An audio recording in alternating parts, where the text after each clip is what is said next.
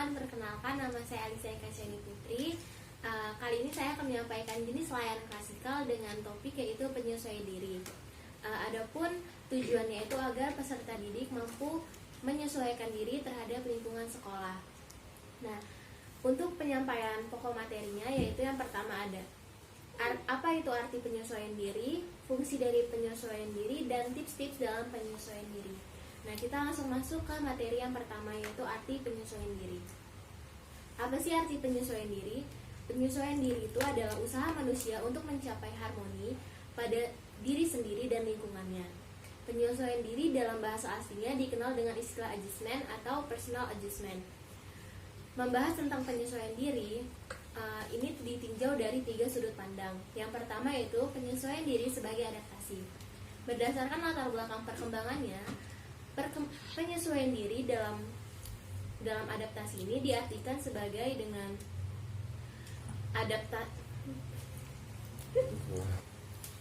Nah, penyesuaian diri sebagai adaptasi ini berdasarkan latar belakang perkembangannya dapat diartikan sama dengan adaptasi. Nah, pada adaptasi ini pada umumnya lebih mengarah pada penyesuaian diri secara arti fisik, fisiologis, dan atau biologis. Maka penyesuaian diri ini cenderung diartikan sebagai usaha mempertahankan diri secara fisik. Oleh sebab itu, jika penyesuaian diri ini hanya diartikan sama dengan usaha mempertahankan diri, maka hampretlah uas. Nah, yang pertama itu ada penyesuaian diri sebagai adaptasi. Berdasarkan latar belakang perkembangannya, penyesuaian diri ini diartikan sama dengan adaptasi. Padahal adaptasi ini umumnya lebih mengarah pada penyesuaian diri secara dalam arti fisik, fisiologis, atau biologis. Maka penyesuaian diri ini cenderung diartikan sebagai usaha mempertahankan diri secara fisik. Oleh sebab itu, jika penyesuaian diri ini hanya diartikan secara fisik, sama saja bukan dalam penyesuaian dalam arti psikologis. Akibatnya adanya kompleksitas kepribadian individu serta adanya hubungan kepribadian individu dengan lingkungan menjadi terabaikan. Nah, yang kedua itu ada penyesuaian diri sebagai bentuk konformitas. Penyesuaian diri ini sebagai usaha konformitas mengisyaratkan bahwa usaha individu seakan-akan mendapatkan tekanan kuat untuk selalu mampu menghindar dari penyimpangan perilaku baik secara moral, sosial maupun emosional. Individu selalu diarahkan kepada tuntutan konformitas dan terancam tertolak dirinya ketika perilakunya tidak sesuai dengan norma-norma yang berlaku. Nah, yang ketiga, penyesuaian diri sebagai usaha penguasaan. Penguasaan diri ini sebagai usaha penguasaan yaitu kemampuan untuk merencanakan dan mengorganisasikan respon dalam cara-cara tertentu sehingga konflik-konflik, kesulitan, frustasi yang terjadi dengan kata lain, penyesuaian diri ini diartikan sebagai kemampuan penguasaan dalam mengembangkan diri sehingga dorongan emosi dan kebiasaan menjadi lebih terkendali dan terarah.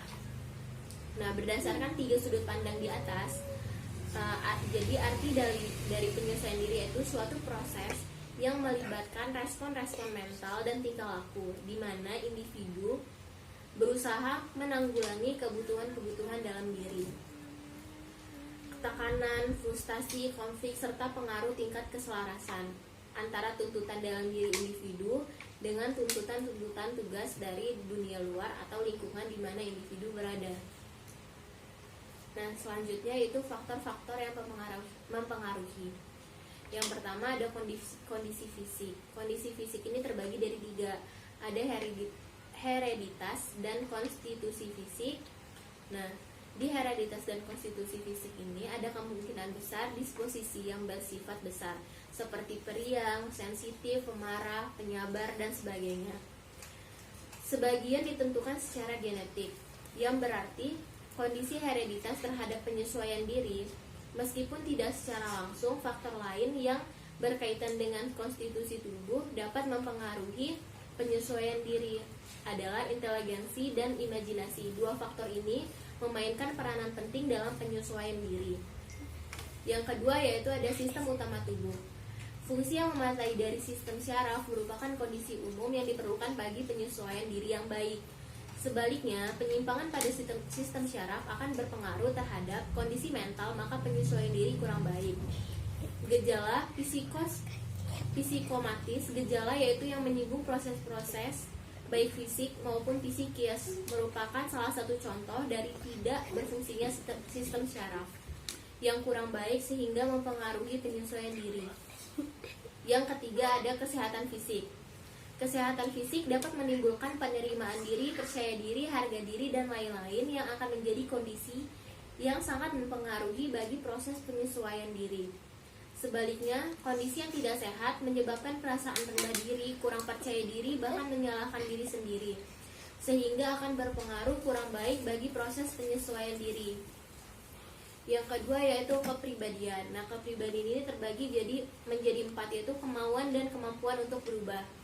Kemauan dan kemampuan untuk berubah merupakan karakteristik kepribadian yang akan mempengaruhi proses penyesuaian diri.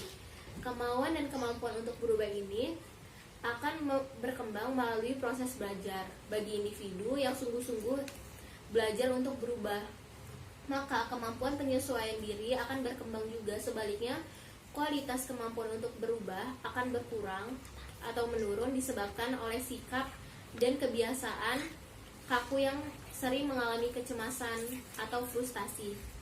Yang kedua yaitu pengaturan diri atau self-regulation. Pengaturan diri ini sama pentingnya dengan proses penyesuaian diri dan memelihara stabilitas mental, kemampuan untuk mengatur diri dan mengarahkan diri.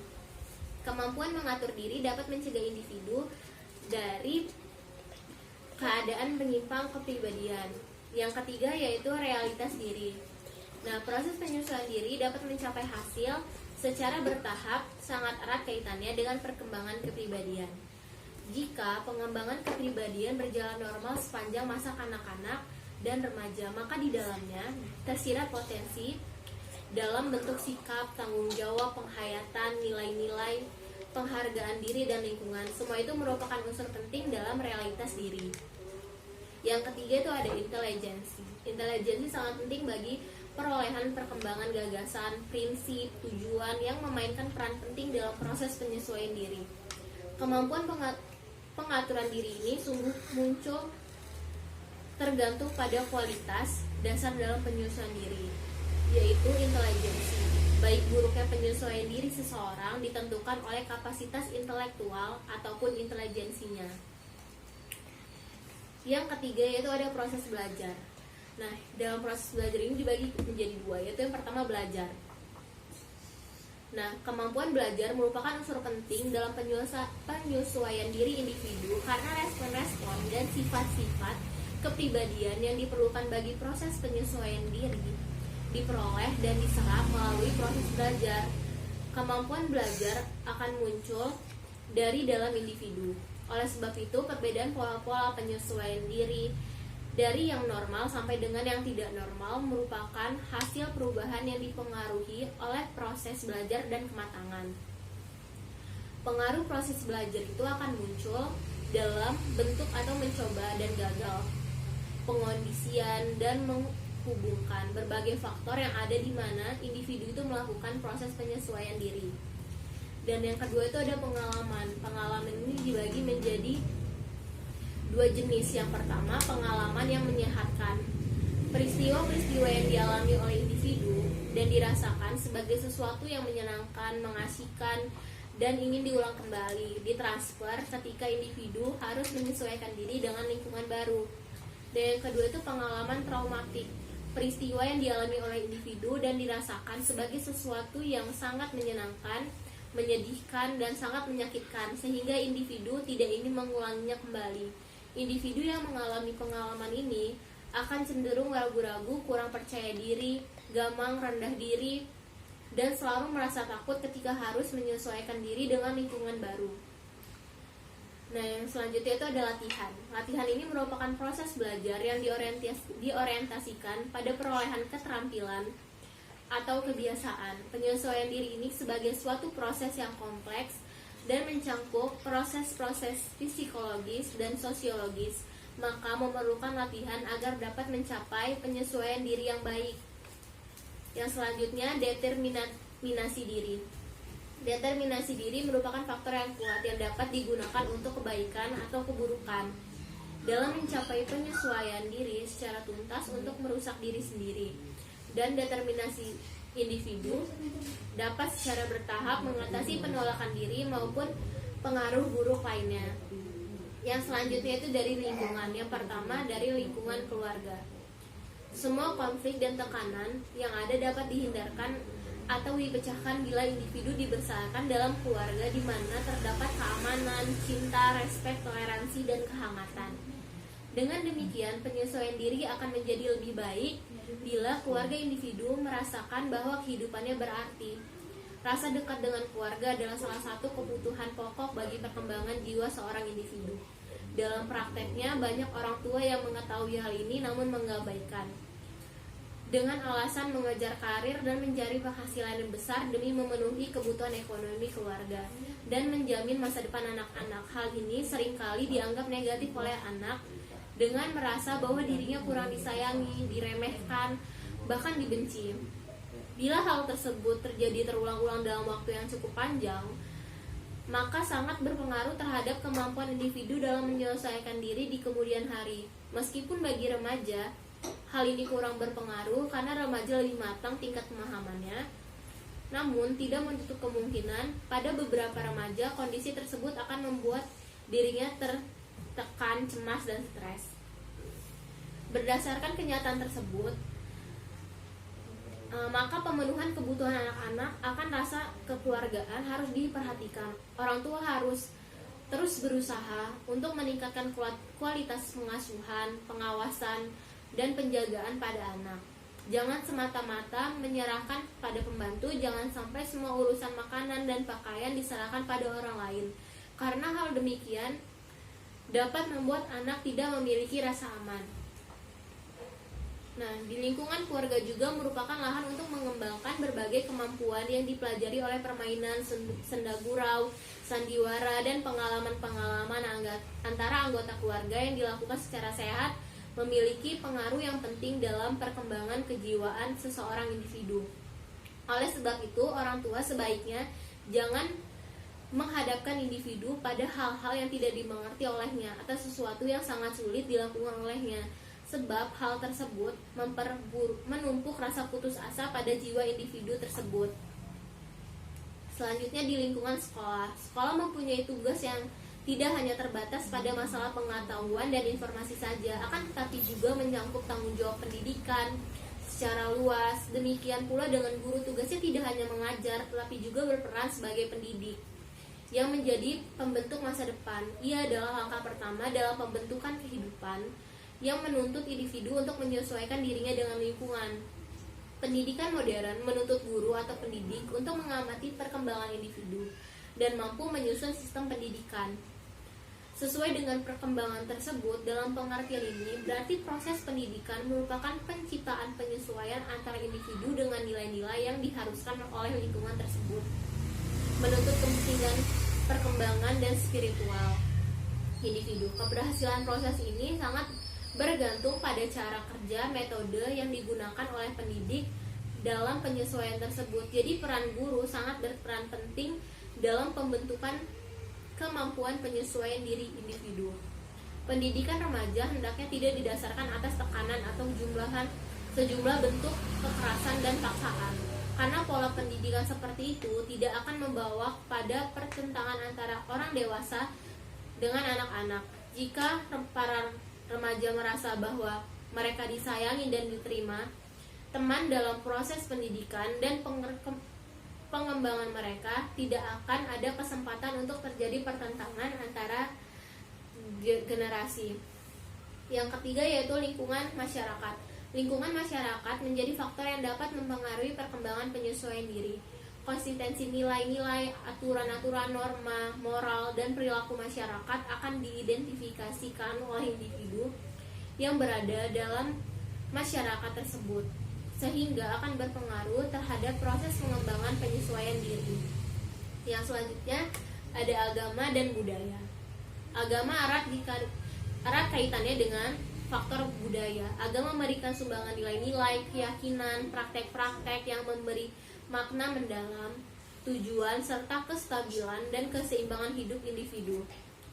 Selain agama, budaya juga merupakan faktor yang sangat mempengaruhi kehidupan individu.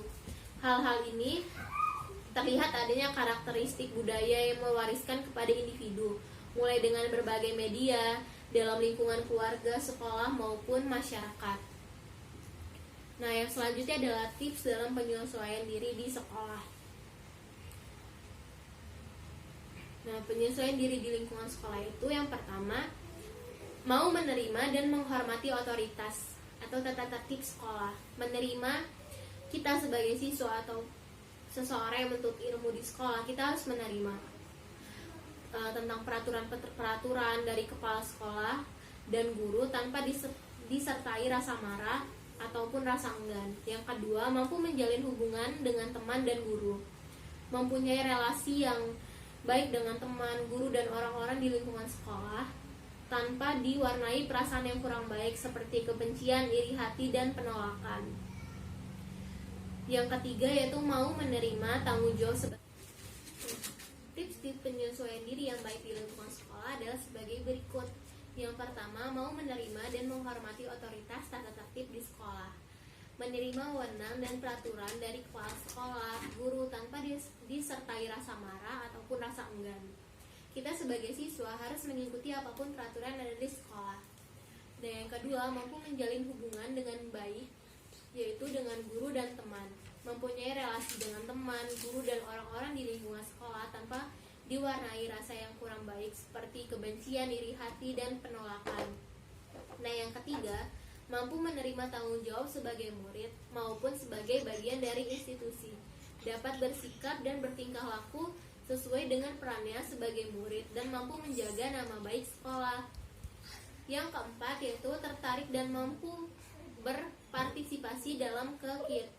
Nah, ketiga, mampu menerima tanggung jawab sebagai murid maupun sebagai bagian dari institusi. Dapat bersikap dan bertingkah laku sesuai dengan perannya sebagai murid dan mampu menjaga nama baik sekolah. Yang terakhir yaitu tertarik dan mau berpartisipasi pada kegiatan yang ada di sekolah, mau melibatkan diri pada kegiatan-kegiatan yang diadakan pada lingkungan sekolah, serta ada keinginan diri ikut aktif dalam aktivitas tersebut. Nah, teman-teman, jadi segitu aja penyampaian materi dari saya, yaitu tentang layanan klasikal penyesuaian diri. Semoga bermanfaat dan wassalamualaikum warahmatullahi wabarakatuh.